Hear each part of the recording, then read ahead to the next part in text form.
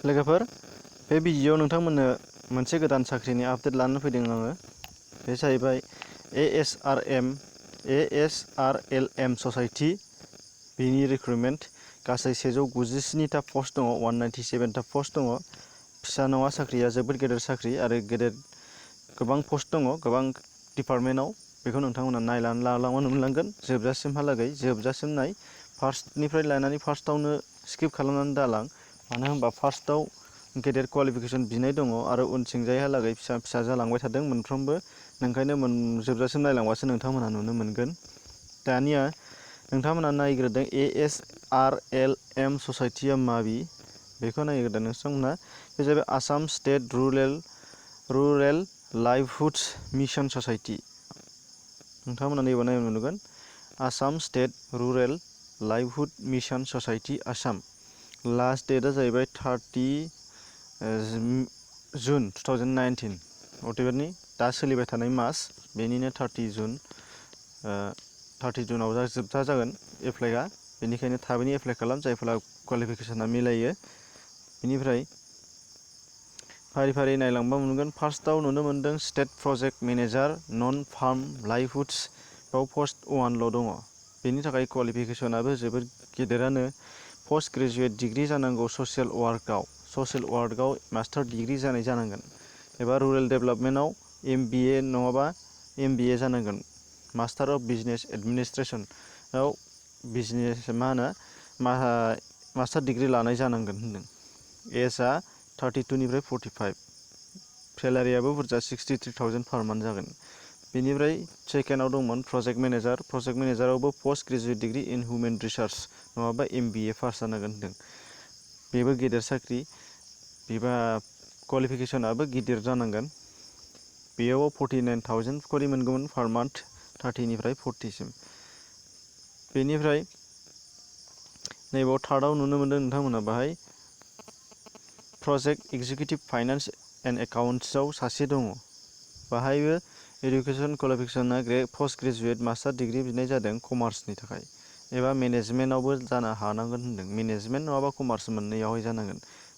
30 निफ्राय 40 एज लिमिटआ, ओमफ्राय सेलारिया 42,000 पार मान्थ जागोन आरो। बेनिफ्राय गाहायाव नुनो मोनदों नैबे सिम्पोल पस्ट ग्रेजुवेट एबा मास्टार डिग्रि सिम्पोलनि थाखाय जाजोबगोन बिसोर गासिबो। बाहाय नुनो मोनदों ससियेल इनक्लुसन ससियेल डेभेलपमेन्ट मोननै बिफाननि पस्ट मोनसे दङ। बे जाहैबाय पस्ट ग्रेजुवेट डिग्रि जायखिजाया जानो हागौ, 35,000 पार मान्थ जागोन। बेनिफ्राय ओरै दंबावो डाइरेक्टर प्रजेक्ट मेनेजार, बावबो साथाम नांगौ। बावबो पस्ट ग्रेजुवेटबानो जागोन, मास्टार डिग्रि एनि केटेगरिनि जानो हागोन। बे जाहैबाय 42,000 पार मान्थ, 30 निफ्राय 40 एजनि थाखाय। बेनिफ्राय दंबावो सिक्सथआव दङ डिस्ट्रिक्ट फांसनेल एक्सपार्ट, बाहायबो दङ पस्ट 2 सानै दङ। इडुकेसन क्वालिफिकेसनाबो ग्रेजुवेट, सिम्पोल ग्रेजुवेट, जेरावखि जाया पार्सेन्टेजनि जेबो खोथा गैया, ग्रेजुवेटबानो होनाय दङ।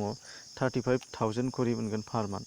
बेनिफ्राय district functional expert livelihood and marketing, बेवहाय 8 जन दङ, 8टा पस्ट दङ।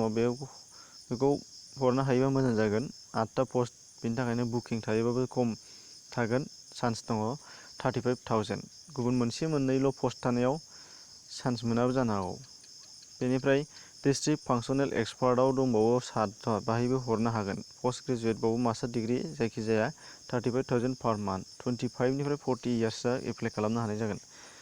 बेबो बुरजा पस्टआ हिसाबै बेयावबो खालामनो हानाय जागोन। बेनिफ्राय डिस्ट्रिक्ट फांसनेल एक्सपार्ट स्किल्स, बेयाव सासेल' दङ। पस्ट ग्रेजुवेट जायखिजायानो जायोमोन, सासेल'थार, मोनसेल' पस्ट, 35,000 पार मान्थ, एजआ एखे 25 निफ्राय 40। डिस्ट्रिक्ट एकाउन्ट मेनेजार, बेयाव सानै। बेनि थाखाय एकाउन्ट मेनेजारनि थाखाय कमार्स नांगोन, नै CA/ICWA जानांगोन आरो एक्सपिरियेन्स जानांगोन होनदों। एक्सपिरियेन्स मोनखानाय, सिगाङाव बबेबा मावखानाय, प्राइभेटफ्राव मावखानाय जानांगोन होनदों। बेयो गोब्राब, गासै 28,000 पार मान्थ जागौमोन। बेनिफ्राय डिस्ट्रिक्ट MIS मेनेजार दङ, 15थामोन बाहाय पस्टआ।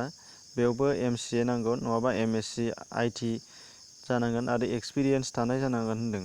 बेबो क्वालिफिकेसना गोबां थानांगोन। बेयाव नोंथांमोना नायलांबा नुनो मोनगोन। बाहाय खालि सिम्पोलनि थाखायल' खिन्थानानै बेखेवनानै होदों। बेनिफ्राय 12आव दंमोन प्रजेक्ट मेनेजार, बाहाय पस्ट ग्रेजुवेटबानो जागोन सानै, मोननै दङ पस्ट ग्रेजुवेटबानो जागोन 25निफ्राय 40 एज 35,000 पार मान्थ सेलारि। बेनिफ्राय ब्लक कअर्डिनेटराव 141 पस्ट दङ, ग्रेजुवेटबानो जायो। नैबे जाबाय बयनिबो साबसिन सुबिदा।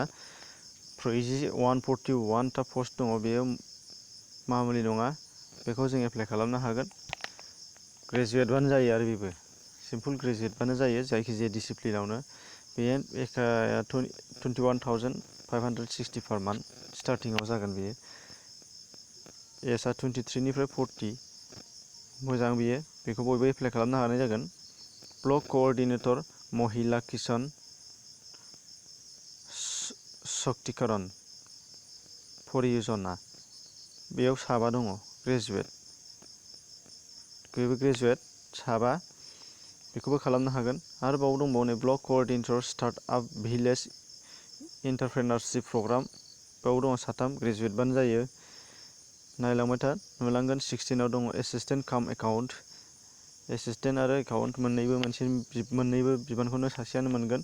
4 पस्ट दङ, ग्रेजुवेट जानांगोन होनदों, नङाब्ला BCA आरो BCom मोननै डिसिप्लिननि थाखाय सायख'नाय जादों। आर्ट्सनि थाखाय बे गैया। 2020निफ्राय 40 age 15,000 per month. How to एप्लाइआ बाहाय दङ, अनलाइन जागोन। नायलांबाय थाबा नोंथांमोना नुनो मोनगोन। अनलाइन एप्लिकेसन मोननो थाखाय नै बाहाय होदों नोंसोरनो, बेखौ नायनानै लानो मोननांगोन। नैबे http://asrlms.com, बेयाव नाय, बेनि गेजेरजों मोनगोन। बेनिफ्राय candidate should not that for each the following groups of posts he/she can apply only one post within that group. सासे मानसिया बेखौ नायनांगोन, सासे मानसिया मोनसेल' डिपार्टमेन्टआव मोनसेल' पस्टआव एप्लाइ खालामनो हानाय जागोन होनदों। सासे मानसियानो 3-4 अपसन हरनानै एप्लाइ खालामनो हानाय नङा होनदों। मोनसेयावल' साफिसियेन्ट जागोन, मोनसेयावल' हरनांगोन, 3-4 हरनो मोननाय नङा होनदों। ग्रुपआ जाहैबाय मोननै, बाहाय ग्रुप हिसाबै रानबाय। ग्रुपआ दहायनिखौ होनाखै, दाना बाहाय ग्रुप हिसाबै रानदों। ग्रुप A1आव मा गोलैदों, project executive finance accounts district प्रजेक्टर मेनेजार, बे गोलैजोबदों। ग्रुप 2आव दङ, नोंसोर नाय, project assistant social inclusion social development district functional expert, बे दंबावो। ओमफ्राय ग्रुप C आव दङ, नैबाहाय नाय, 3आव दङ ब्लक कअर्डिनेटर, बे दहायनि 3 राननाया बेयो। बेनिफ्राय ग्रुप 4आव दङ district account manager, district MIS manager, MIS assistant काम एकाउन्टेन्ट, बे दङ। बेनिफ्राय एप्लाइ खालामनायनि एडभार्टाइजमेन्टफोरखौ डिटेल्सै नायनोबा नैबाव क्लिक हियार दं, बाहाय थुबा नोंथांमोना नुनो मोनगोन, बाव हाबलांबानो जाबाय। बेनि थाखाय हाबलांनो थाखाय वेबसाइटआ दहायनो सिगाङावबो खिन्थाबाय थाखानाय वेबसाइट, बे जाहैबाय assamcareer.com आव मोनगोन नोंसोरो, assamcareer.com।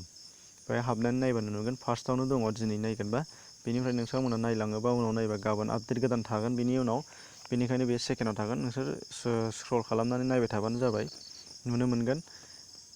एप्लिकेसन फर्मआ 8 थारिखनिफ्राय स्टार्टिं जागोन, दिनैहाय नङा, दिनै 8 थारिखनिफ्राय स्टार्टिं जागोन। बाहाय नोंथांमोना नुनो मोनगोन। अब्ला लोगोफोर, भिडिअनि सायाव माबायदि मोनखो नोंथांमोना मोजां मोननाय गाज्रि मोननाय कमेन्टआव फोरमायहर। आरो लोगोसे नोंथांमोना बेबायदि गोदान आपडेट मोनबाय थानोबा चेनेलखौ साबस्क्राइब खालामनानै ला, लाइक खालामनानै हो, भिडिअखौ शेयार खालामना हो लोगोफोरनियाव। गोजोन्थों, एसेनोसै।